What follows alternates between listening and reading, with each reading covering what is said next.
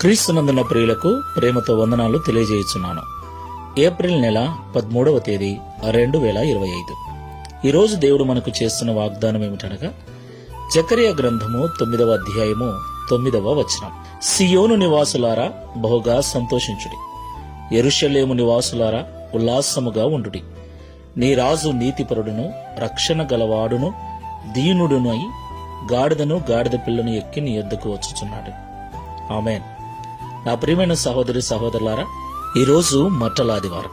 యేసుక్రీస్తు ప్రభుల వారు జయోత్సాహముతో యెరూషలేము వీధులలో ఊరేగించబడినటువంటి దినం. దేవునికి మహిమ కలుగును గాక. నా ప్రియమైన సహోదరి సహోదరులారా, గాడిద మీద ఊరేగుతూ ఆయన ఈరోజు యెరూషలేములో ప్రవేశించాడు. ప్రియులారా, గాడిదను ఎన్నికలేని జంతువుగా మనం చూస్తూ ఉంటాం. ఆ గాడిద కట్టబడినదని బైబిల్ సెలవిస్తోంది. యేసుక్రీస్తు ప్రభుల వారు కట్టబడిన ఆ గాడిదను విడిపించి దాని మీద ఆయన ఊరేగాడు. దేవునికి మహిమ కలుగును గాక.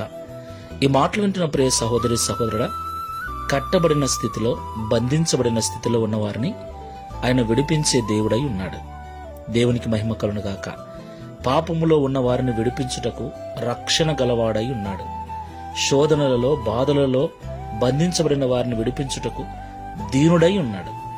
పాపములు నలిగిపోతున్న వారిని విడిపించుటకు, శాపములో బంధించబడిన వారిని విడిపించుటకు నీతిపరుడై ఉన్నాడు.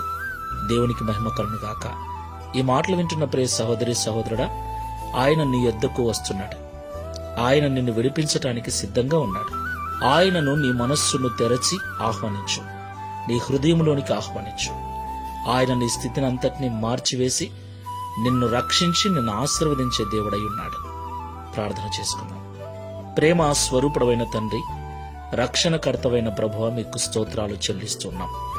నైనా నీవు దీనుడవు, సాత్వికుడవు, రక్షించే రక్షకుడవు, పాపం నుండి విడిపించే నీతిమంతుడవు. అందులో ఎలాంటి సందేహము లేదు తండ్రి.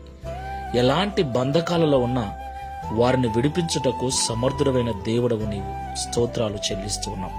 అయినా ఈ దినమున కట్టబడి ఉన్నటువంటి గాడిదను విడిపించి దాని మీద జయోత్సాహముతో ఊరేగిన దినం.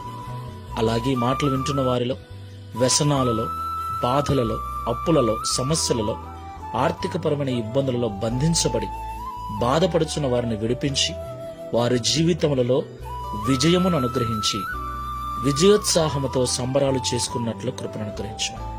నిజమైన ఆనందాన్ని అనుభవించినట్లుగా మీరు సహాయం చేయమని, తద్వారా ఈ దిన వాగ్దానం మా అందరి జీవితం నెరవేర్చి నీ నామమును మహిమపరచుకునమని యేసు క్రీస్తు వారి నామములో ప్రార్థిస్తున్నాము తండ్రి.